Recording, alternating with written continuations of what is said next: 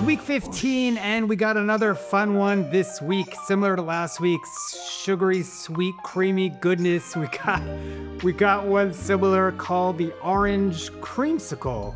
I have not made this one before. I am very intrigued. This is our first shaken cocktail for vodka month. So with the cream, that's gonna give us a very thick and frothy, fluffy, aeraty.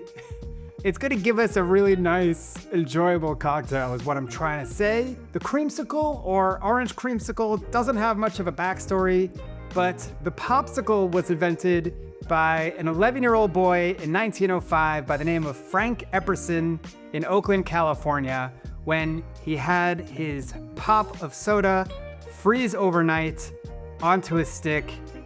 Pop as in soda, sickle as in icicle. That's where the popsicle was born. The creamsicle came later with the vanilla inside and the orange coating, and this was the basis for this yummy drink. Whoosh. What's going on in the drink? Well, first of all, vanilla vodka is not optional. That is an actual ingredient this week. I know I've used a variation of vanilla vodka in previous weeks. Vanilla is the thing that ties the cocktail to the popsicle, to the creamsicle.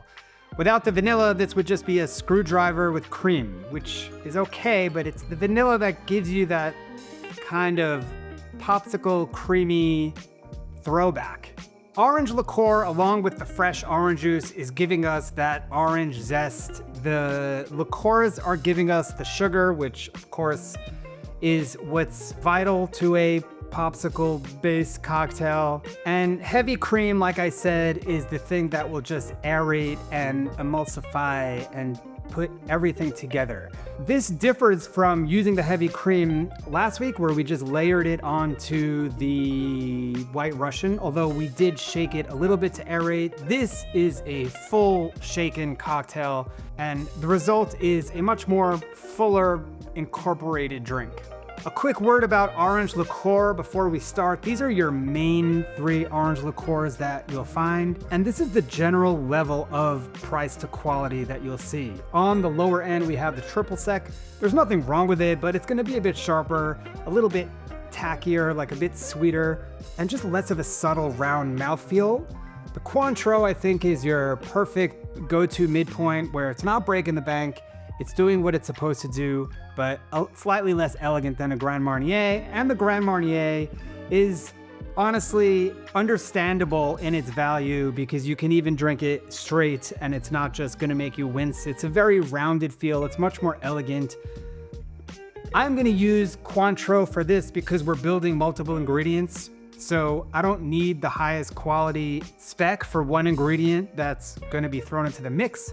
If it were something like an old fashioned that I was adding a bit of orange liqueur that you're gonna taste on the front end, that's when you would wanna opt for something like the Grand Marnier. Not good or bad. Honestly, if you have the budget, you could go with Grand Marnier always when a recipe calls for orange liqueur, but I don't think you are that much worse off between the triple sec and the Cointreau.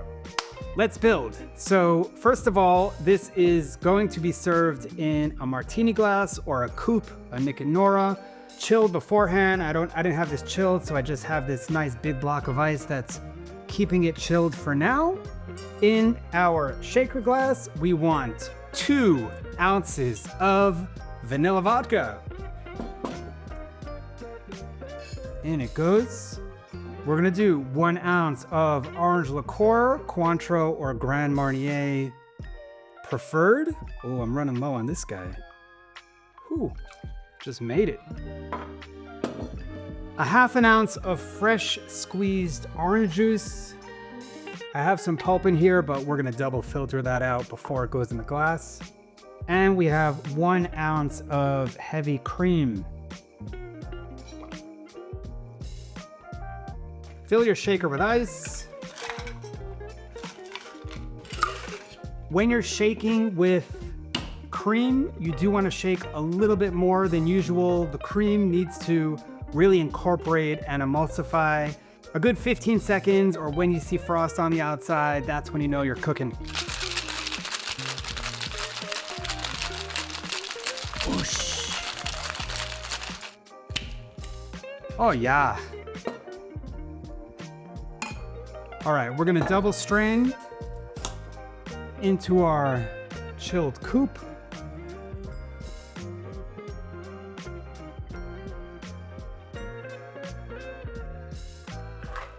Garnish with an orange wheel.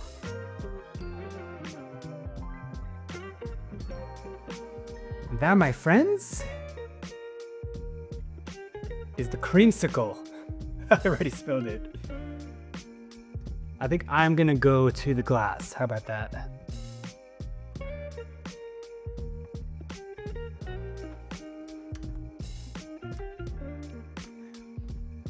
Honestly, that tastes like how you think it would taste. It tastes like a sweet treat, legit. I've also made a bit of a mess of my bar, so I really feel like a kid.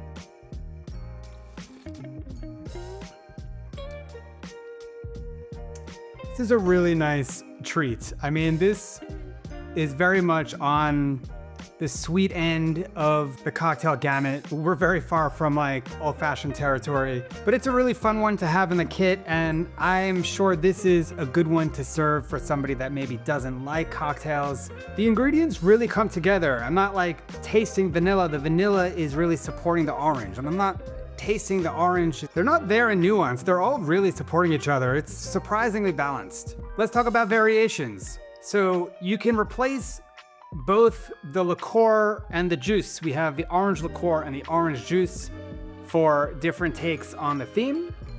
Chambord in place of a Cointreau with a berry juice gives you a berry creamsicle. A limoncello with lemonade instead of the OJ creates a lemon creamsicle. It's going to be sharper and more lemony, obviously. Malibu rum with pineapple juice will make it more tropical, although I feel like that's a totally different drink. But in each of those cases, the vanilla vodka and the cream would stay the same, supporting the drinks. That is an interesting template to play with. So that's the orange creamsicle. This was a fun, gentle throwback to childhood. It's a really pleasant treat. Like I said, I keep saying treat, but that's like how I feel it is. And very different from next week, where we're gonna experiment with the wacky Bloody Mary, but in the meantime, this is a nice place to be. As always, you can experiment and riff, but if you haven't tried the orange creamsicle, I do recommend the classic build. All right, that'll do it for this week. I'll see y'all next week. And until then, as always, happy mixing.